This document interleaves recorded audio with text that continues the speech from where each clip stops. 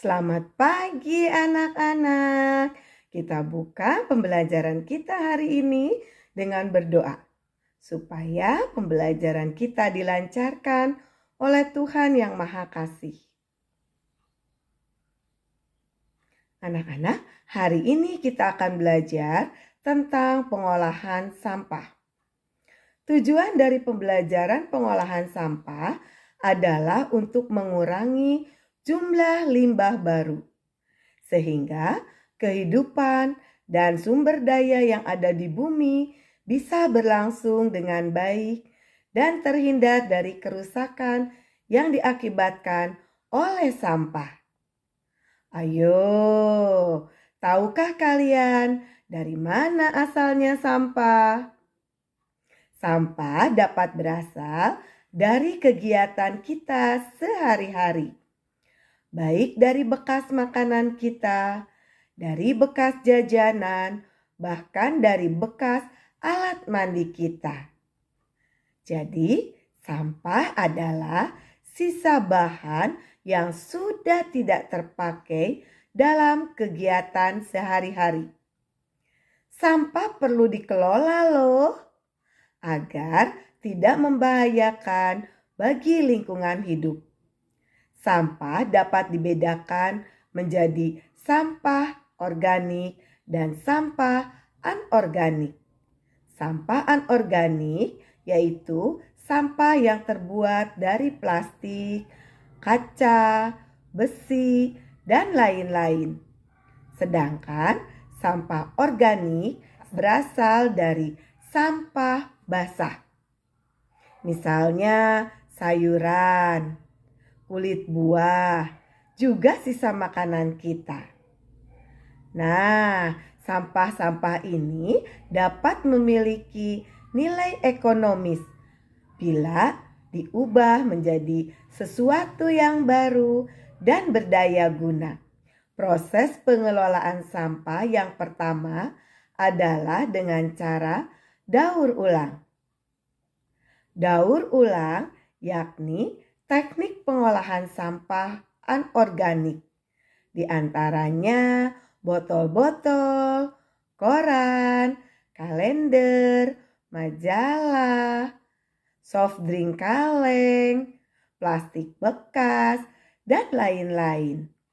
Bahan-bahan tersebut dapat diolah menjadi materi yang baru, misalnya tas, vas bunga, tempat pensil, dan lain-lain. Daur ulang untuk bahan plastik adalah suatu keharusan, karena sifat plastik tidak dapat diuraikan oleh mikroba pembusuk, sehingga menyebabkan tanah menjadi tidak subur. Proses pengolahan sampah berikutnya adalah dengan cara pengomposan. Pengomposan adalah proses di mana bahan organik mengalami penguraian secara biologis oleh mikroba-mikroba yang memanfaatkan bahan organik sebagai sumber energi. Bahan organik tersebut dimanfaatkan oleh mikroorganisme sebagai sumber energi dalam proses pengomposan. Kompos adalah bahan-bahan organik yang telah mengalami proses pelapukan karena adanya interaksi antara mikroorganisme atau disebut juga bakteri pembusuk yang bekerja di dalamnya. Bahan baku kompos dapat berupa sampah rumah tangga ataupun sampah pasar, dan bisa juga kotoran ternak. Mikroorganisme dalam pengomposan adalah dari kelompok bakteri dan jamur. Tahapan dalam proses pengomposan yaitu proses perubahan dari bahan organik menjadi humus yang siap pakai sebagai pupuk bagi tanaman.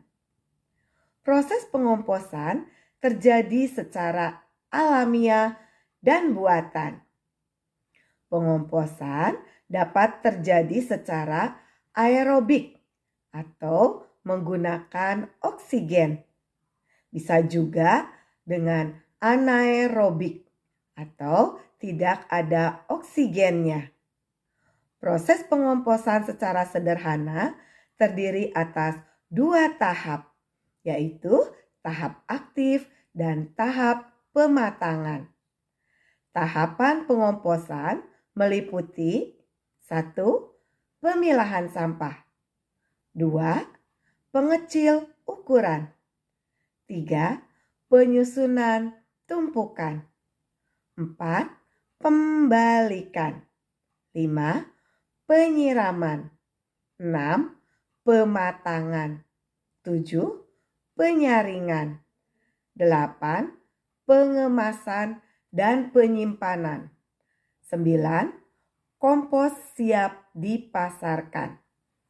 Kompos yang baik adalah berwarna coklat tua hingga hitam mirip dengan warna tanah. Manfaat kompos yaitu mengurangi ukuran limbah, memiliki nilai jual yang lebih tinggi daripada bahan asalnya. Kemudian, mengurangi polusi udara karena pembakaran limbah. Selanjutnya, mengurangi kebutuhan lahan untuk penimbunan. Meningkatkan kesuburan tanah, meningkatkan aktivitas mikroba tanah, meningkatkan kualitas hasil panen, menekan pertumbuhan serangan penyakit tanaman. Beberapa jenis kompos yang ada di pasaran. Kompos daun-daunan, kompos jerami, kompos organik, dan kotoran ternak. Sampai di sini pembahasan kita tentang pengolahan sampah.